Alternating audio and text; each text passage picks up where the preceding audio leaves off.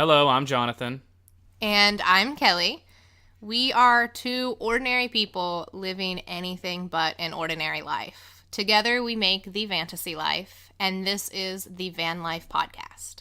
In this episode, we talk about getting rid of all of our stuff and embracing the minimalist lifestyle. Ready to go.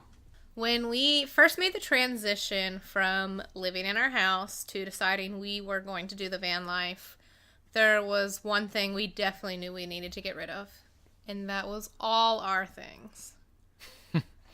Yeah, and we didn't even really have that much stuff, but when it came down to having to get rid of all of it, it really was a lot. We couldn't take 95% of the stuff in our house with us in our van. We had a couch, TVs, TV stands, mattresses, dressers, and that was about it. But still, zero of that was going into the van. Way too many clothes, way too many kitchen gadgets, way too many decorating pieces. So our first step for myself is I donated a ton of clothes. I realized I didn't need 8 different pencil skirts. I didn't need a dress in every single color. Really, 1 or 2 pairs of pants are all someone needs.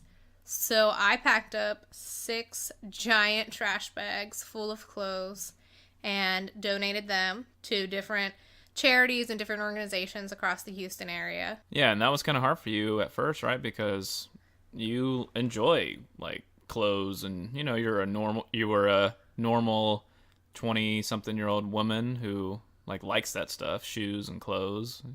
Yeah, it was definitely hard. It was stuff I've had for a long time, or I'd spent my hard-earned money buying these clothes for my corporate job, and I was just getting rid of them. And all that money I invested in them. I think that was a big eye-opener, that you spend so much on these clothes, but they don't mean anything or add any value to your life. Yeah, you think you have an attachment to them because maybe the way it makes you feel or something, but actually, pencil skirt, ultimately means nothing, adds no value to your life at all. And then we got to the bigger things in our house. If you haven't noticed a theme, we found our van on Craigslist. We do a lot of Craigslist in our life. All of our large pieces, our new couch, anything that we weren't going to keep once we finished van life, we got rid of on Craigslist. And then came all the odds and ends. And there are a lot in your house, especially in a house that's 2,000 square feet. You have a lot of stuff to hide, a lot of stuff to store, and we got rid of all those random knickknacks and things that we realize don't add any value or aren't necessary in living your life, in a van or in general. Decluttering is very satisfying. And it gets addicting, or it gets contagious. Yeah, it's okay, I'm getting rid of this, and okay, I'm going to get rid of this, and we don't really need this, we don't really need that. And all of a sudden you're oh my gosh, we don't really have anything left, and it feels good. You're we're starting clean. Yeah, it was great. The few items that we knew we were going to need when we moved back, we were fortunate enough to put them in Jonathan's childhood bedroom in his parents' house. And when we moved to their house, we had just a few boxes of the bakeware we knew we were going to need, the silverware we were going to need, things we knew we were going to need when we moved back. But anything in excess, we got rid of.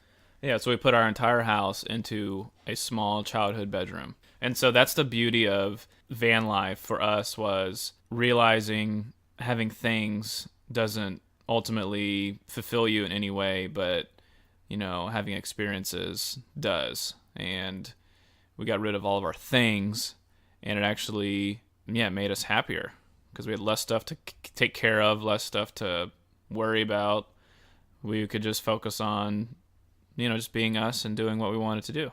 It makes you reevaluate your entire, basically how we all have been socialized to want things.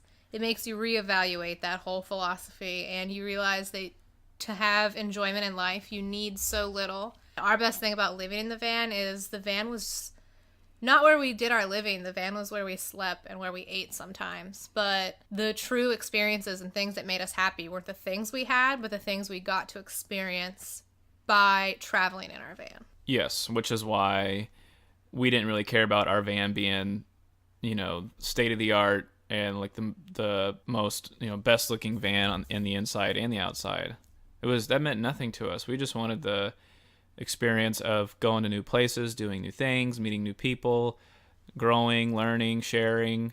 Having stuff only prohibits you from doing that. If you spend 40 hours a week working and you use that paycheck to buy things, you aren't going to find the happiness that you think you're going to look for. Well, Because those are just temporary, and you will have to keep buying things. Yeah, you're in the vicious cycle of consumerism. Yeah, to work, to earn money, to buy more stuff, to work, to earn more money, to buy better stuff. It's a never ending, and the way we lived in the van was the complete opposite of that, and our 7 months felt like 7 years because of all that we did and all that we learned and all that happened.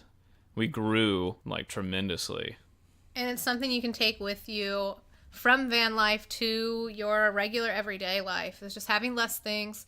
It is very liberating. It's very freeing, and you can just reevaluate your everyday life. When we first started packing for the van, I was like, well, we need 2 forks and 2 knives and 2 spoons.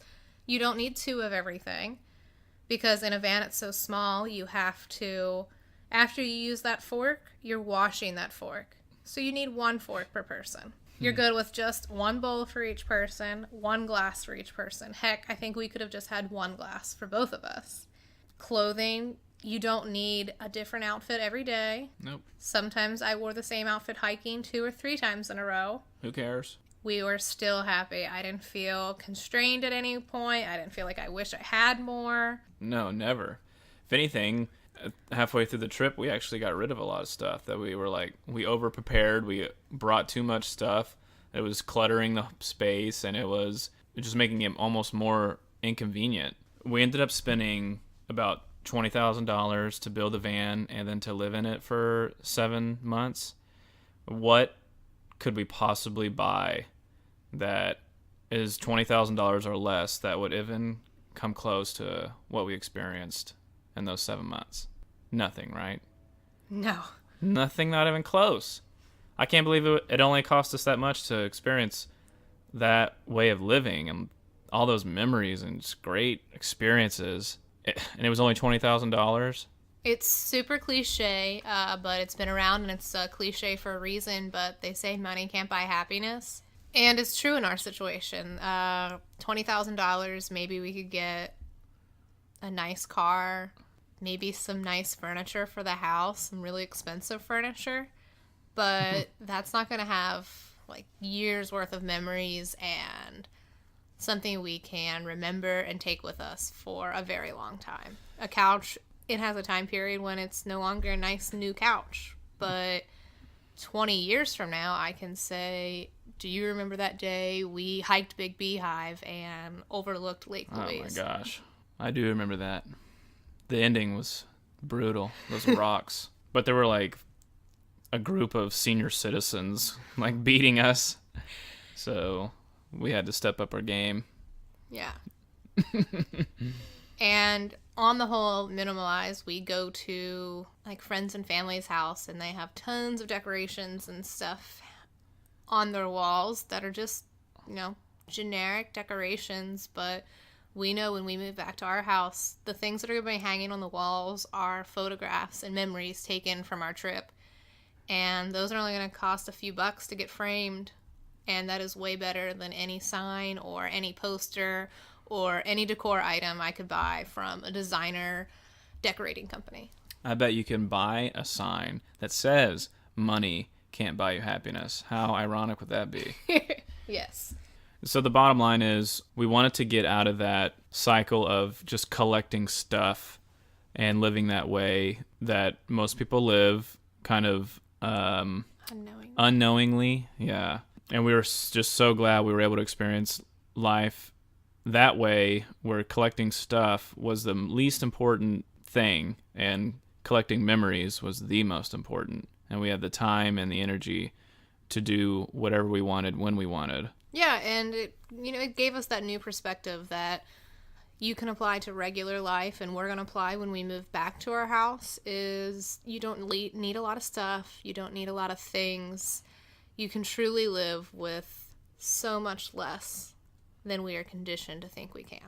We were all born, and we're all living our lives, and we are all going to die. And I like to think about death to always give me perspective.